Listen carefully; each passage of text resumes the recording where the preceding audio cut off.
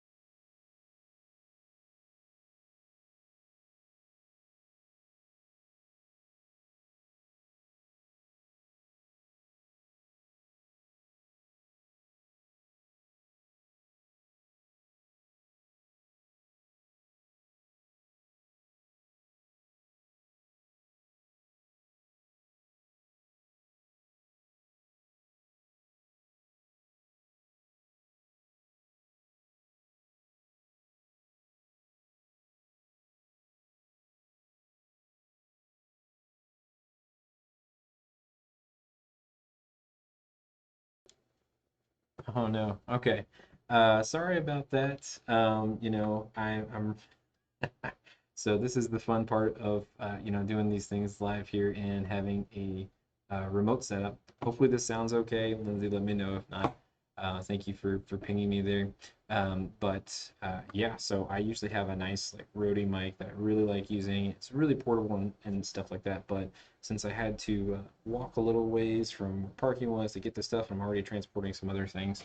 I just opted to go with my webcam mic, which hopefully that worked out okay. But if not, definitely let me know. And at least here, it's back in with that there. So awesome, awesome, awesome. Okay, so real quick, and um, I do see some questions in the chat, so I'm going to hit that here after these things. I want to show y'all a little bit about this, and then we'll kind of go into some of those details there as well. So here, this is just Google Search Console. I've hidden some information because I don't want to share obviously any information. No one wants that, for their good, the bad, the ugly to be shown off here. Oh, thanks. I'm glad the webcam's coming in good.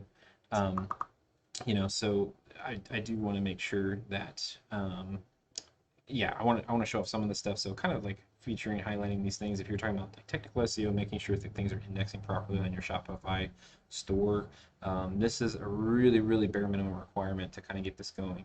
The reason that I really like this obviously is because in addition to finding out information about what is and isn't indexing, simple things like coverage, sitemaps, really super simple with Shopify that gets submitted and handled for you.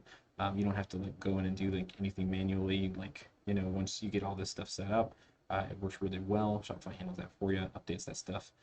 But it does include information that's really important. So things that when we start talking about like speed score and those sorts of things, really, if you've followed any of my content for any length of time, it's really has to deal with Core Web Vitals more so than a page speed score because it's much more comprehensive. So I'm going to touch on this here in a little bit, but I did want to show you all a couple of things here, mainly because there's a big difference between warnings and errors in Google Search Console. So a lot of folks think that they have to have all of these things cleared out in order for everything to be indexing properly. That's not necessarily the case, so it's appropriate to understand that distinction in context, okay? So here, anything with indexing, obviously when we have issues, you'll notice on this left-hand side, obviously any of those errors we want to resolve. Now, the warnings on here might not actually be a problem, but they are often indicative of something where, hey, like there's some kind of a conflict here. It's not going to cause an issue necessarily with the indexing portion. However, there are some conflicting signals here that we might need to clear up. So a good example of that here, and we've got both, the errors and the warnings showing up here. So errors are in red, warnings are in yellow. So if we want to simplify this just a little bit here, so the issues here that are red, these are ones where, so these aren't indexed. So the URLs associated with this, I'm not going to click into these again because I'm not trying to showcase any kind of client information here. But these are ones you absolutely have to resolve. If it's a red error, yes, you need to fix these. Some of these, if they're related to a 404, something along those lines, the best way for you to manage this is in your admin, in your Shopify admin under navigation, you can actually set up some URL redirects. And if you don't know how to do that, obviously don't go in there, messing around with too much stuff. But afterwards, I'll include some links there as well, because there are some good resources on Shopify about how to set those up. It's really simple once you've done it a couple of times. But basically, anytime you have a 404 like this, you're going to want to deal with that. Now, a 500 error, usually here this is this 5xx, so usually that's an issue with access, so like a permissions thing or something like that. That's probably some kind of like unique random specific error, so check into that.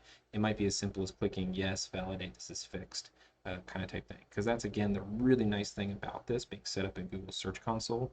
Once you get into these specific issues, it gives you the option to resolve that and then click validate fix. So rather than waiting for Google to kind of come in, crawl that page again, basically, And that's a term, that crawling term is from, you'll learn more about that in this in-depth guide to how it works.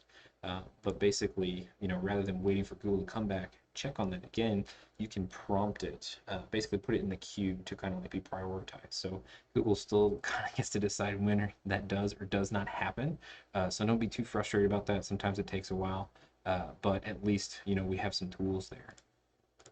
So I want to then go back to the distinction here with these warnings. So in this instance, we're looking at indexing and coverage, and then these are warnings.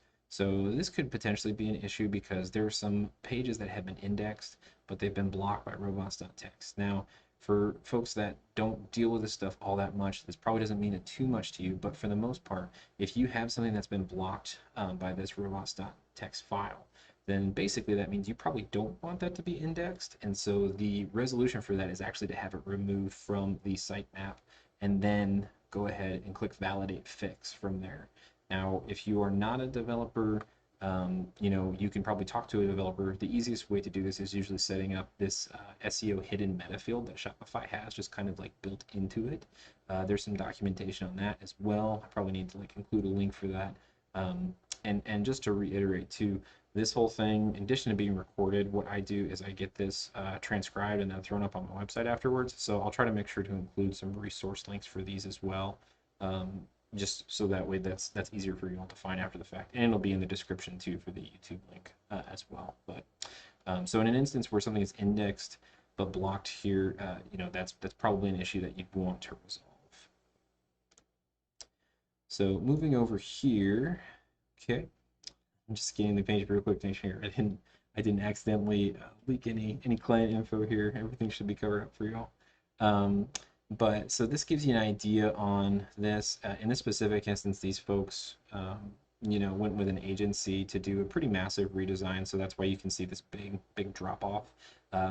So this is why I talk about the importance too of making sure we do some kind of a technical SEO overview before and after some kind of a major change. You'll notice here that we had a pretty significant drop in good URLs after this big redesign that they did.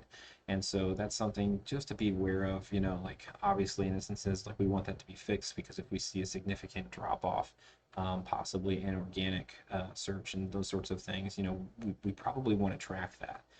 And so we might need to backtrack some of these other things that might have been released as features to kind of help out customers. But instead we might have hurt some of our other metrics here. So you can see kind of scrolling down here, there's some issues with, where we've got some failing URLs. In this specific instance, this typically has to deal with the largest contentful paint. There were some changes that were made to the site that basically didn't necessarily acknowledge performance as part of that. It was more of a design change. And so again, there's good and bad there. So you have to kind of weigh out the pros and cons when that does come into effect. Keep an eye on your metrics and things of that nature, conversion rates and things, in order to decide if that was actually truly worth it, or if there are some things that need to be done in order to kind of preserve what we had as previously, maybe some good page experience scores there. Okay, moving on here, kind of the same thing. This is to deal with the core web vitals. So again, this had to deal with these metrics here where it's talking more specifically about where we've got some underperforming URLs. So if you do go into the report, this is really helpful in helping you target, identify specific instances.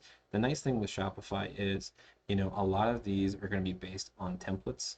So, you might have, 113 poor URLs, 47 that need improvement, but by changing, 2 or 3 templates, that's going to resolve all of these 150 plus errors, right?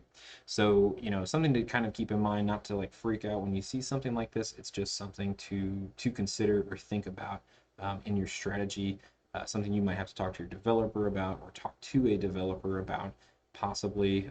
But again, if you go back and watch the speed optimization webinar I did as well, you can kind of learn how you could potentially fix some of those things yourself as well. Okay, so this is one I get a lot of questions about. So we talked about indexing and experience here. These are really important. So when you have issues related to these items, I'd really encourage you that those need to be resolved. Now you'll notice here, like kind of if you scroll down, these are noted as enhancements. Specifically, what these are, these have to deal primarily with rich snippet results. So it's called an enhancement because it's not actually going to impact whether or not your page or whatever is going to be indexed properly. It has to deal more with presentation in search. So, sometimes when you go to search for a product or something like that, and you see there's actual star ratings on there, but then other products from other companies, maybe there aren't any star ratings at all. That's called a rich snippet result. And so that's part of these enhancements here where you can see even the breadcrumbs. So that's when you're looking at a website and it kind of shows you the URL path. So that's, a UX or user experience benefit, but it also is something that is really helpful for folks too when you're looking at search.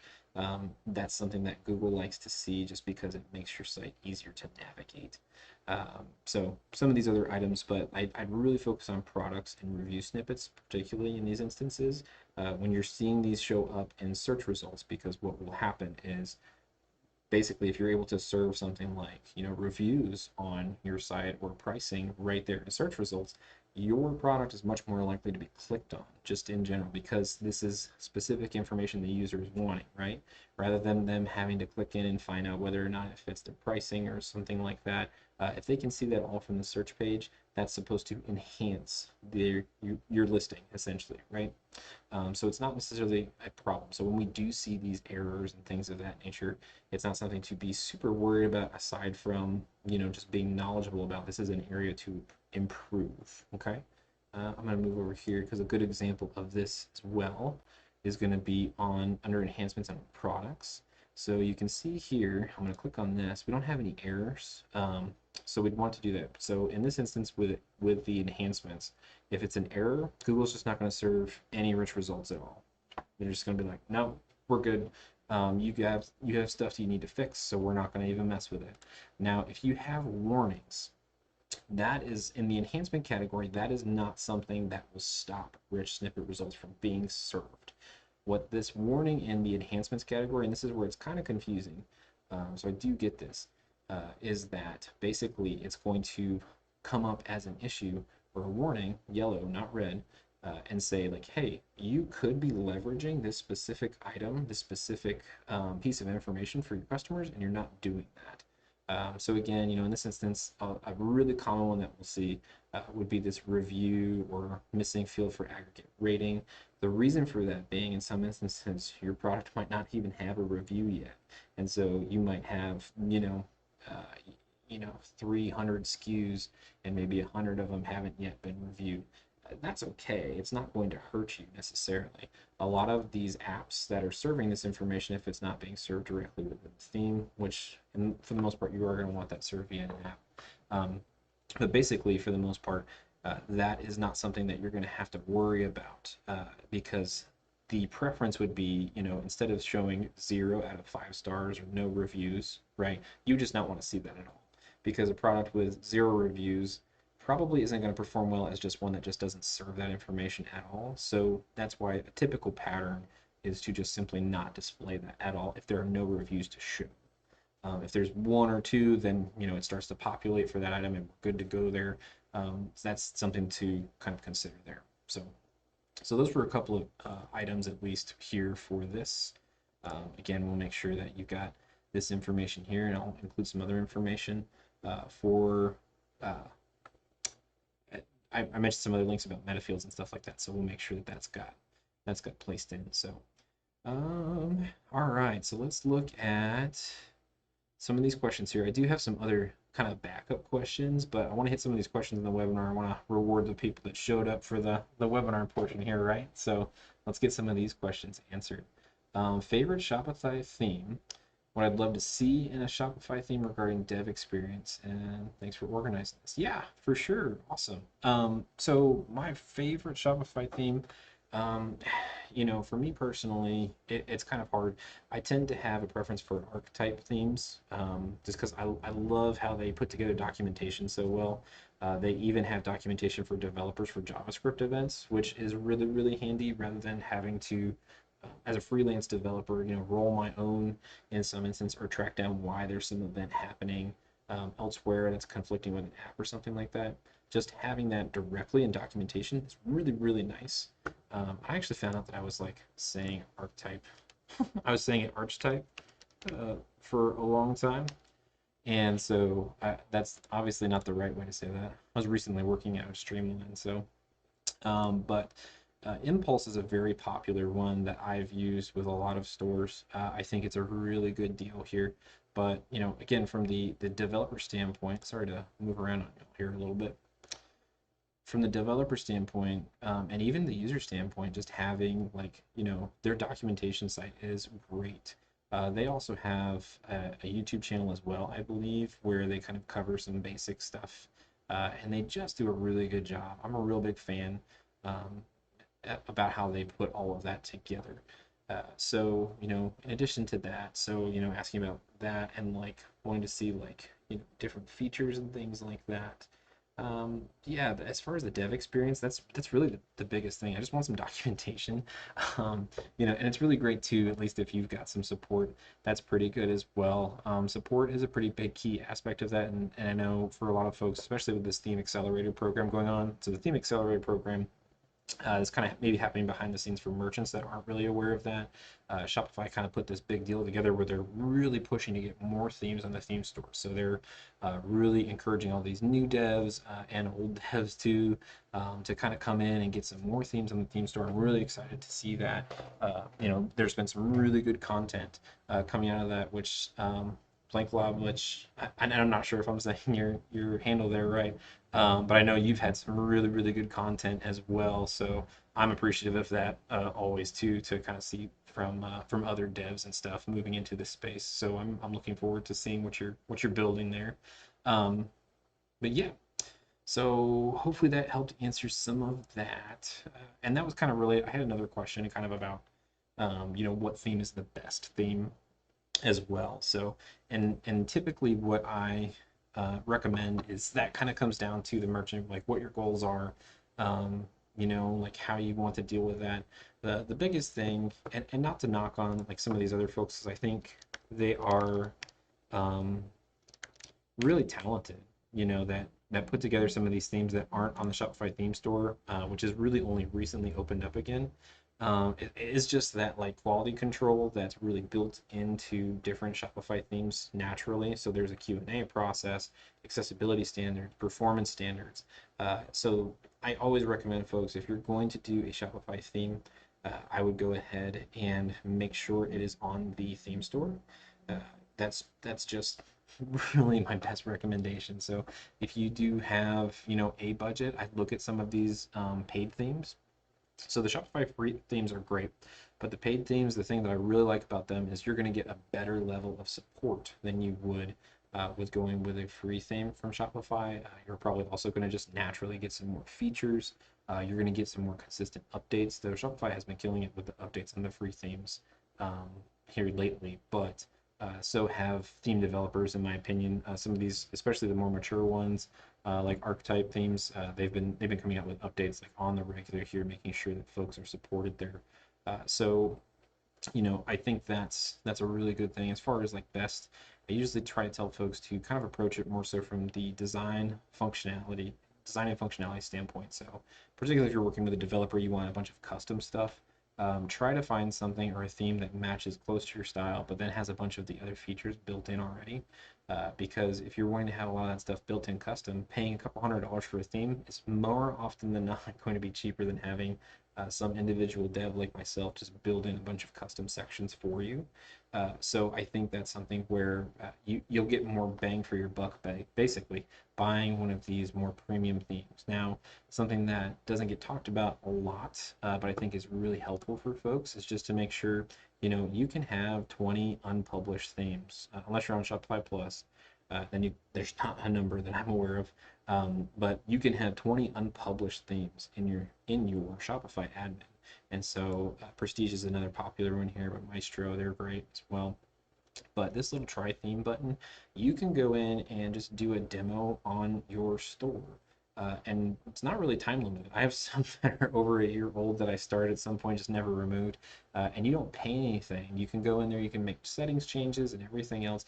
You don't pay anything until you're ready to either publish or you need a developer to come in and do something custom and gain access to code. So, and again, really nice thing here. This is a lifetime purchase. So a lot of folks, a lot of these themes used to be like 180 bucks. But then the costs increased as functionality and design and development time increased here as well after all that changed to Online Store 2.0 that occurred last year. And so, so Prestige might have been 180 and now it's 300 or something like that. But the folks who had previously purchased Maestro or Prestige here for 180 got this update, this 2.0 update with all the new stuff that's now $300. They got that for free. So that's just something to kind of bear in mind when you're thinking about like how best to spend your money, best value, best return on your funds there. That's definitely something you want to do. Make sure you try it out. Try out the settings. I worked with one merchant here relatively recently where I made a recommendation for a handful of themes. They narrowed it down to two. And from my suggestion then was just to kind of like get in it, use the try theme option, and we're doing a bunch of customizations, but do the try theme option, see which one of them is just easier for you to navigate in the settings and the customizer and those sorts of things. They ended up picking the one that I wasn't necessarily hoping for, but that's the one that worked out the best for them, and so that's the one we ended up going with. So as a freelance developer myself, I don't ever want to like tell people go with this theme always. There's a couple of shops that do that, and it's great because they can pump out really high quality themes with only just looking at these specific narrow set of themes. Um, and I don't want to bash on any like other third party sites either too, but I've had a couple of poor experiences from themes that are very premium themes off the Shopify theme store, particularly when it comes to accessibility. So that's something that I am kind of leery of dealing with anymore. I really want to make sure that there's a lot of good QA checks involved there. And so that's just where I think your time is best spent and your money is best spent, all those sorts of things. Testing these things out for yourself, trying it, seeing if it works and makes sense for you, and then you can kind of go from there. So, okay, hopefully that's enough on themes, right? That's and not too much for y'all. Um, Let me take a look here. All right, so a couple of questions. And these are kind of developer specific questions. So hopefully I'll get maybe some other questions as well that aren't developer specific. Because like I said, I don't want to get too heavy and too technical. So I'm going to stay pretty general with some of these developer based ones just because I want to be helpful kind of in that vein. But the one question was asking about customizations, customized apps with JavaScript. So something like accordion tabs to product variant apps or something along those lines. Uh, you know, so a couple of ways to approach that, and really, and it might have just been the example. So, but like, accordion tabs or something like that, I would recommend an app like talk to a developer. That's a pretty easy lift to incorporate. A lot of themes might have them. That's another thing that folks kind of forget about. Once you're in here, make sure that you are checking out the documentation. So, that's going to be directly within your theme. You might actually have some of the features that you want built into your theme, either by developer or something else, and you might want to reach out to an app or something like that to get that. But you might actually have it within your settings already. You just haven't used it. Maybe it's been a while and you just forgot that it was something that was there. So make sure to check the documentation. That would be the very first and foremost step to make sure you do that. Now, from a developer standpoint, if I want to do some sort of a customization using JavaScript to kind of interact with some other app or something like that, the first thing that I typically do, if it's not super simple to kind of figure out from just kind of diving in, taking a look at how the app is interacting with the theme, is reach out to the developer. And this is something that I would recommend folks do as well. Just if you're having a problem with the theme, is reaching out to the theme provider. All theme providers have to provide support as well for their themes, and so now they can't help with customization. So you should kind of bear that in mind as well.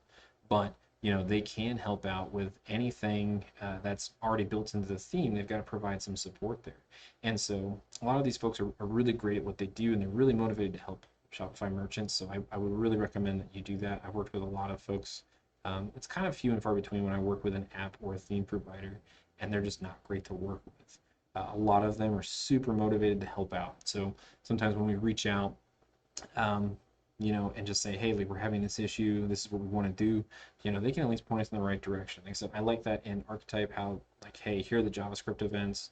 So me, rather than having to rule my own, I can just like tie into existing.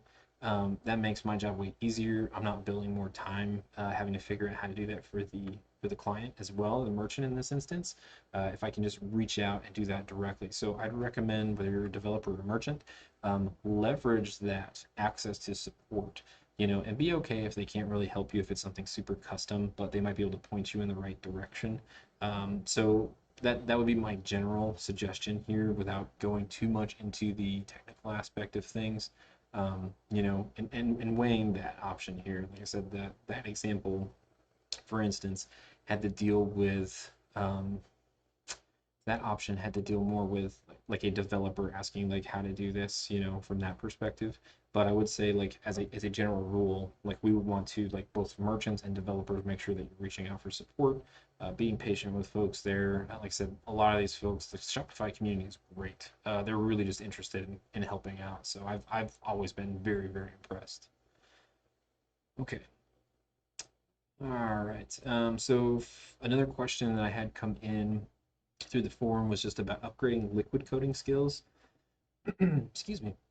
So, whether or not I prefer free resources on the internet, or if there are any paid courses to upload liquid coding. So this is kind of like a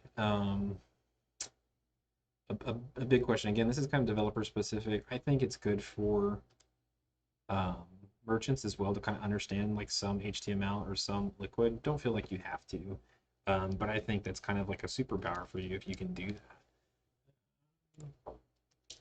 Trying to a great book reference on here, and this is written by Ivan, and he let me see if I can't pull this up for y'all real quick. Excuse me. So Ivan is a developer who's worked for a couple of big shops in the Shopify space, and he wrote a book on Shopify theme customization with Liquid. It's a fantastic book. Excuse me. So it's really fantastic, and if it's well worth the money just to have. I love just having. I really like books, and so I love just having it as a reference to look up things. I think if you've been in Shopify and coding Liquid for a while, you won't learn a ton, but you will learn a couple of things. There were a couple of things that I was like, oh, that's like a really niche use case, but I can see how that would be really helpful. So there's a lot of like good little nuggets in there as well. It's well written, good examples, and those sorts of things. So I'd look at that. Another one that you could consider if you want to learn a little bit, in addition to, so obviously there's Shopify docs, but if you want just free resources here, Chris the Freelancer, Chris Codes on Shopify, he has a really good write-up. And then, of course, if you want some really good info, definitely make sure to check out Jan here. Jan is amazing, and he has some really great information. I think, does this link out to his YouTube? Oh, sorry, I don't think this one does. Yeah. This is what happens when you do something live, right? Anyways, let me see if I can't pull that up. I'll include that in the link, or in the description afterwards. But Jan is awesome when it comes to all things Shopify, so I would definitely check him out. Both as far as like whether or not paid courses, paid resources, and stuff like that, liquid coding and understanding those sorts of things. He also has Free Mode, which is a great developer program. I think I've got a couple of questions from folks about like whether or not just go with like learning things for free or doing paid development. So personally, what I did was I kind of learned on the side over the course of several years, and then did my own Shopify store for a short period of time. I tried, and that didn't work out super great. So, because I'm not a marketer, and that's something you need to be able to do, in order to be successful, right, in the direct to consumer world and those sorts of things. So, I really enjoyed doing the coding aspect of things, and then found just a really good opportunity to be valuable there. Oh, thank you, Lindsay, for dropping that link in the chat there. Um, so, that's something that I would really recommend as far as like cutting your time down would be doing some kind of a paid course. There's also, I mean, there's all sorts of things here, but whether it's what is that called? Skills Builder, Skillshare. I think Skillshare has some liquid, you know, courses and those sorts of things. But I, if you have a lot of time and you don't have a lot of funds, there's definitely ways for you to do that. The Shopify Dev Docs are fantastic, uh, and so there's a lot of different uh, opportunities here for you to get kind of involved here. So themes specifically, really really good documentation. I'd really consider that to be the starting point for a lot of these things. Kind of building, get yourself set up on a Shopify partner account. Do some development themes, test that out, see how that's working for you. And I think you'll be really surprised to find how far you can get if you've got any kind of web development experience in general. And then as far as like merchants, this stuff is just really good to know just in general. Access to these docs and those sorts of things, or paying somebody that does know. So, like maybe you've got a developer, and you do want them to kind of level up some things, just make sure they've got access to good resources. That's always a positive thing there, I think. So, okay.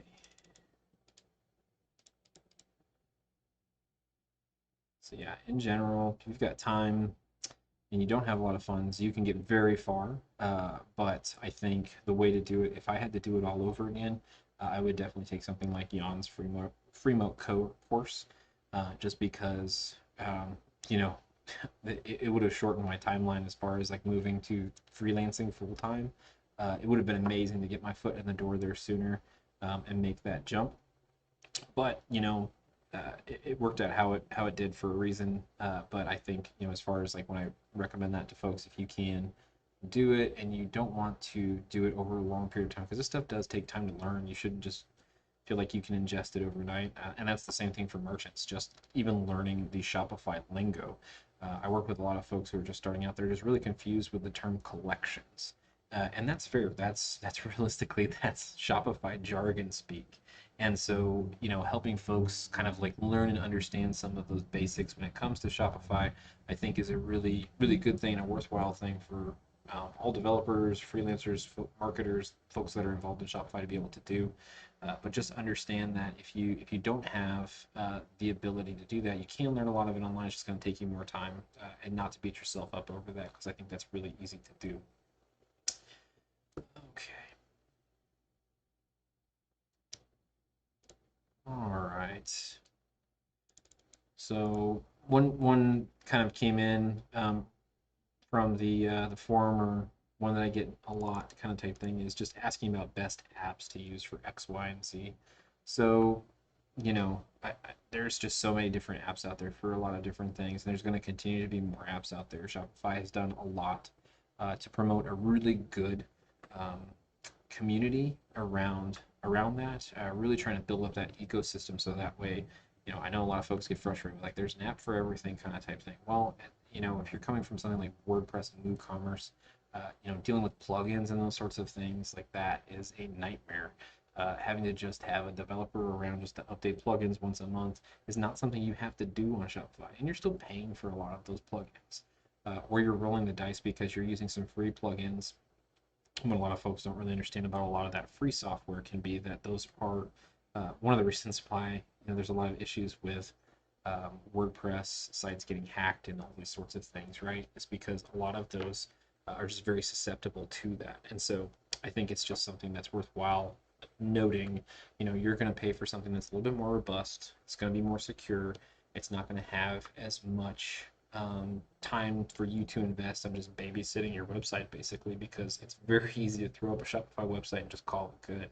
So I think these are things where you kind of have to figure out where are the best places to spend your money, spend your time, and seeing that return on that, and then trying to decide if it's worth it for you or not. I think more times than not, it is worth it. It just might take you a little bit there to get some traction. So, okay.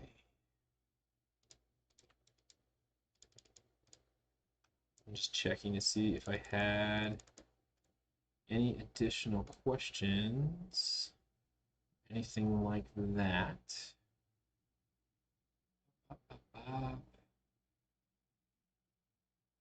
Yeah. And I'm not really seeing any questions in chat. I ran through a couple of questions that I had that I either get a lot or that, just I had submitted through the form or that I get on the regular here as well. Tried to link up some different resources and those sorts of things. So from technical SEO and then trying to go through that route. So yeah, I don't know if folks like this format, but just doing an open Q&A. I think it's kind of helpful sometimes when it is just more specific, and so I appreciate folks being understanding, at least of me not having time to really prepare for stuff all in the middle of a big move, from one state to the next here to be closer to the family.